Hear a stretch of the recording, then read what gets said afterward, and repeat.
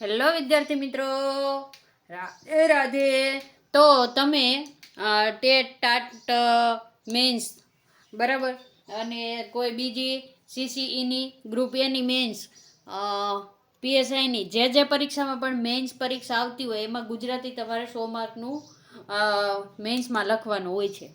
એના માટેના કેટલાક મિત્રોને પ્રશ્ન હોય છે કે પ્રેક્ટિસમાં કેટલા પ્રશ્ન લખવા, શું વાંચવું, અક્ષરો ઉપરની લીટે લખવા નીચે, આપણે ગુજરાતી વર્ણનાત્મક લખીએ તો આપણે અંગ્રેજી શબ્દ એમાં લખી શકીએ કે નહીં, એ બધી જ માહિતી તમને અહીંયા મળવાની છે.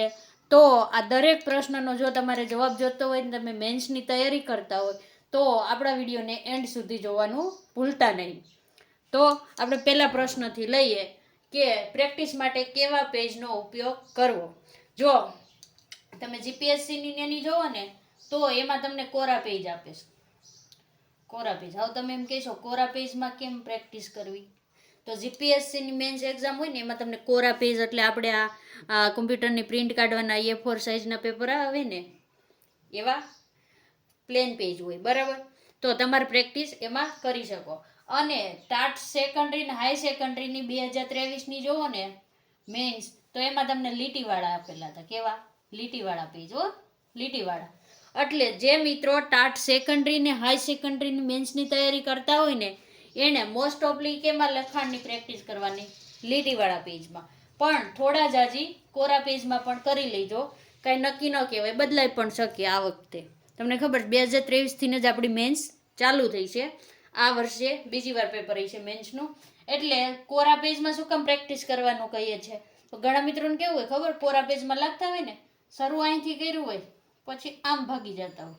ઘણા મિત્રો શરૂ અહીંથી કરે લાઈન લખવાનું પણ પછી આમ થતા થતા ત્રાસું ઉયું જતું હોય, બરાબર. તો એના માર્ક તમારા કપાય.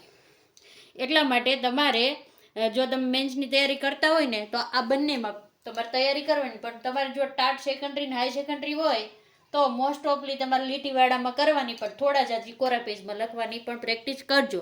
શું કામે કે કોરા પેજમાં લખવાની પ્રેક્ટિસ કરશો તો તમને જ્યારે જોબ મળશે ત્યારે તમે બોર્ડમાં પણ આમ સીધું લખાણ લખી શકશો. બાકી બોર્ડમાં પણ તમારું લીટી ના હોય એટલે ત્રાસું જશે. એટલે એ બંને પ્રેક્ટિસ સાથે જ થઈ જશે. બીજું, વાંચેલા બધા પ્રશ્નો લખવા કે નહીં. હવે ધારો કે તમે 5 થી 6 કલાક વાંચતા હોય, બરાબર. 5 થી 6 કલાક તમે વાંચો તો બધું કાંઈ વાંચવામાં જ ન હોય. એમાંથી તમારે 2 થી 3 કલાક લખવામાં આપવાની. કેટલી? 2 થી 3 કલાક લખવું. પણ આમાં પણ કેવું લખવું ખબર છે? તમને જે સહેલું આવડતું હોય ને હું પ્રશ્ન જવાબ લખી નાખું એમ નહીં કરવાનું. જે તમને અઘરું લાગતું હોય ને, અઘરું કે જેમાં તમારી ફાવટ ઓછી હોય, તમને મગજમાં ના બેસતું હોય, એને લખવાની પ્રેક્ટિસ કરવી. લખવું, અઘરું લખવું. શું કામે કે પરીક્ષામાં તમને એ ફાયદાકારક રહેશે. સહેલું તો તમે આંખ બંધ કરીને પણ સામાન્ય લખી શકશો, પણ અઘરું લખવામાં તમને તકલીફ પડશે, બરાબર. હવે ત્રીજો પ્રશ્ન છે, અક્ષરો ઉપરની કે નીચેની લીટીને અડાડીને લખવા. ઘણા મિત્રોને આ દાખલા તરીકે આ આપણું પેજ છે, આ રીતની એમાં લીટી છે. ઘણા મિત્રોને અહીંયા લખવાની ટેવ હોય, આપણે લખીએ તો આમ, અને ઘણા મિત્રોને અહીંયા અડાડીને લખવાની ટેવ હોય. તો ગુજરાતીનો નિયમ તો એવો છે કે ગુજરાતીની પણ તમે કોઈ પણ ભાષા જુઓ કે ગુજરાતી હોય, હિન્દી હોય, સંસ્કૃત હોય, બરાબર. તો એને ઉપરની લીટીએ લખાય ભાષાને, પણ ઇંગ્લિશને પાછી નીચે લખાય. એટલે 3 ભાષાને ઉપરની લીટીએ લખાય. ગુજરાતીનો એવો નિયમ છે. તો ઘણા મિત્રો એમ કહેતા હોય તો ગુજરાતી વર્ણનાત્મક આપણે હોય 100 માર્કનું, તો આમાં એ નાનપણથી કે અમે તો નીચેની લીટીએ લખ્યું છે, નીચેની લીટીએ લખ્યું છે. તો હવે ઉપરની લીટીએ લખવા જાવી તો અમારા અક્ષર છે એ ખરાબ થઈ જાય છે. તો મિત્રો થોડી પ્રેક્ટિસ કરવાની. જો તમને ઉપરની લીટીએ ન લખતા ફાવે ને તો તમે નીચેની લીટીએ લખી શકો, લીટીએ લખી શકો. તેમાં કોઈ માર્ક નહીં કપાય, માર્ક નહીં કપાય. પણ તમે ગુજરાતીમાં લખો ને તો તમારી ભાષા શુદ્ધિ છે, વિરામચિહ્નો છે, જોડણી છે, એ બધું જોવાશે. એટલે એનું થોડુંક ધ્યાન રાખવું. બહુ પૂર્ણ વિરામ આવતો હોય ને અલ્પ વિરામ આવતો હોય ને તમે મૂકો જ નહીં ક્યાંય, અને આખું આખું પેજ ભરી દો, કે પ્રશ્ન ચિહ્ન ન મૂકો, કે ઉદ્ગાર ચિહ્ન ન મૂકો આવતો હોય ત્યાં, તો એ લખાણના તમારા માર્ક કપાઈ જશે. પણ નીચે લીટીએ લખો ને તો તમારા માર્ક નહીં કપાય. એટલે તમને એમ થતું હોય કે હું નીચે લીટીએ લખું છું, નીચલી લીટીએ, તો મારા પેપર કેમ લખું, મને માર્ક મળશે કે નહીં? કાંઈ ફેર ન પડે. આમાં જો વધી વધીને કેટલો ફેર પડે, 1 થી 2 માર્ક કપા હોય તો કપાય, પણ લગભગ કપાતા નથી હો. ઉપરની મોસ્ટ ઓફલી બધા નીચેની લીટીએ લખે છે. 90% લોકો નીચેની લીટીએ લખે, 10% ઉપરની લીટીએ ગુજરાતી લખે. હું ખુદ નીચેની લીટીએ લખું છું ગુજરાતી. બરાબર. હવે પેપર 1માં અંગ્રેજી શબ્દો લખવા કે નહીં, આપણે શું આપણે અત્યારે બોલીને તો એ કેટલા શબ્દ આપણે ઇંગ્લિશ બોલતા હોય, તો અંગ્રેજી શબ્દો લખવા કે નહીં. જો તમને જ્યાં લગીન ગુજરાતી આવડે ને એનું, ત્યાં લગીન ગુજરાતી છે ને વર્ણનાત્મક, એમાં તમારે મોસ્ટ ઓફલી ગુજરાતી જ લખવાના, ગુજરાતી શબ્દ લખવા. શું કામ હે ગુજરાતી શબ્દ લખવાના? તમે ગુજરાતીનું પેપર લખો છો ભાઈ, ઇંગ્લિશનું થોડું લખો છો, તો તમે ગુજરાતી શબ્દ લખવાના. હવે તમને ગુજરાતી શબ્દ એનો નથી આવડતો, બરાબર, તો તમારે એની આજુબાજુના સમાનાર્થી તમને આવડે ને, તો એ શબ્દ પણ તમે મૂકી શકો.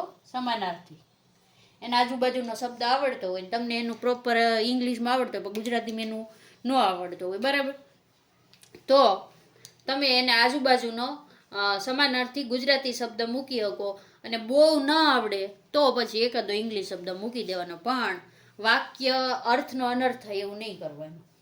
પછી મને ઇંગ્લિશનું ગુજરાતી નથી આવડતું, મેં એ શબ્દ લખ્યો જ નહીં, તો વાક્યનો કોઈ મિનિંગ ના રહેતો હોય એવું નહીં લખવાનું. સમાનાર્થી નથી આવડતો અને બહુ એવું થાય તો 1-2 શબ્દ ઇંગ્લિશના લખી દેવાના, પણ જ્યાં સુધી બને ત્યાં લગીને ગુજરાતી જ લખવાના. અને તમને ખબર હોય કે એઆઈનો આવે છે નિબંધ, બરાબર, તો એઆઈના આર્ટિફિશિયલ ઇન્ટેલિજન્ટ એનું ગુજરાતી આવડે તો કરી લેવાનું. અને ઘણા એવા શબ્દ છે ને તમને ગુજરાતી ના આવડતું હોય ઇંગ્લિશનું, તો તમારે ટ્રાન્સલેટમાં જઈને, ગૂગલ ટ્રાન્સલેટમાં જઈને શીખી લેવાનું. બાકી તમને જેમિની છે બધો જ તમને ઉપયોગ તમે કરી શકો છો. હવે જે મિત્રોને ટાટ સેકન્ડરી ને હાઈ સેકન્ડરી છે ને, એને પ્રશ્ન હશે કે નવું સત્ર ચાલુ થયું છે ને તો ઘણી બુકો બદલાઈ ગઈ છે. તમે 6 થી 8માં જુઓ ને તો ઘણી બુકો બદલાઈ ગઈ છે. તો કે નવો કે જૂનો અભ્યાસક્રમ કરવો. મિત્રો આમાં તમારે શું કરવાનું ખબર? જૂનો અભ્યાસક્રમ પ્રમાણે તમારું પેપર 1 વહી ગયું છે એટલે જૂનો તો કરવાનો, પણ જો તમારા ધોરણ 9 થી 12માં જે મિત્રો તૈયારી કરતા હોય, ટાટ સેકન્ડરી કે હાઈ સેકન્ડરી, એટલે આપણે બંનેનું લખી દીધું છે. 9 થી 12માં તમારે જો નવો અભ્યાસક્રમ આવ્યો હોય, એકાદી બુક બદલાણી હોય ને, તો નજર નાખી લેવી. શું કામ નજર નાખી લેવી? કારણ હજી તમારું મેન્સનું પેપર નીકળેલું નથી, નીકળવું બાકી છે, છપાણું નથી, એટલા માટે.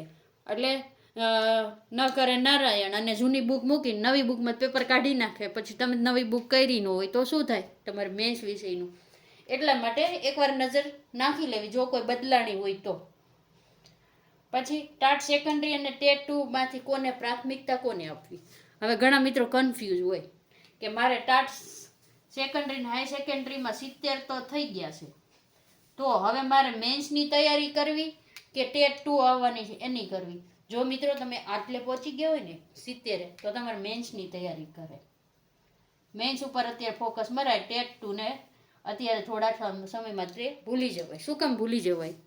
તો તમને કહું કે ટાટ સેકન્ડરીમાં જો તમે મેન્સ દેવા 70+ હોય માર્ક, એટલે તમે તમારું વિષયને બધું સારું જ કર્યું, ત્યારે તમે પ્રિલિમરી પાસ કરી શક્યા હોય. તો મેન્સમાં તમારે મેન વિષય 100 માર્કનો હોય એ કરવાનો અને ગુજરાતી કરવાનો. બંનેમાંથી તમારે 120 પાસ થવાનું છે, એને ઉપર લાવો એટલે તમને જોબ મળવાના ચાન્સીસ વધી જશે પાસ થાવ એટલે. તો તમારે મેન્સ ઉપર ફોકસ કરવાનું. શું કામે? તો કે અહીંયા પગાર સારો મળશે, તમને પગાર સારો મળશે, 4200નો ગ્રેડ પે મળશે. કેટલો ગ્રેડ પે? જ્યારે ટેટ 2માં તો તમને ઓછો પગાર મળે. ટેટ 2માં તમે જો પાસ થઈને જોડાશો તો તમને 26,000ની આજુબાજુ પગાર મળશે. પણ જો તમે ટાટ સેકન્ડરી હાઈ સેકન્ડરીમાં લાગો ને તો તમને સ્ટાર્ટિંગ પગાર 40,800 મળશે એની આજુબાજુમાં. એટલે ગ્રેડ પે વધારે, સમય જતાં તમારો પગાર પણ વધારે થશે. તો જે મિત્રોને 70 થઈ જતા હોય ને એને મેં પહેલાં તો ટેટ 2ને હમણાં ભૂલી જવાની છે અને ટાટ સેકન્ડરી હાઈ સેકન્ડરીની તૈયારી ચાલુ કરી દેવાની છે. અને ઘણા મિત્રોને છે અત્યારે કે ફાઇનલ આન્સર કી ન થાય એટલે ટાટ સેકન્ડરીવાળા ઘણા મિત્રો એમ કહે છે અમારે તૈયારી કરવી કે ન કરવી. તો મિત્રો 62-63 ઉપર હોય ને, 62-63 એને કરાય. શું કામ કરાય?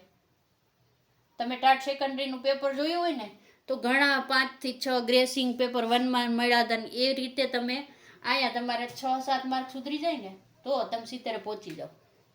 ગણતરી કરજો તમારા કેટલા વાંધા અરજીમાં સાચા પડે છે.